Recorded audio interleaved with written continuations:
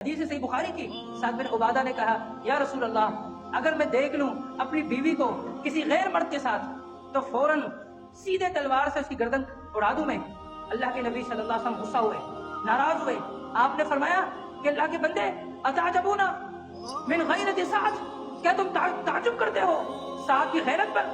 کہا واللہ لأنا اغیر منہ، اللہ کی قسم میں اس سے زیادہ غیرت مند ہوں، واللہ اغیر منی، اور اللہ مجھ سے زیادہ غیرت مند ہے، اللہ مجھ سے زیادہ غیرت مند ہے۔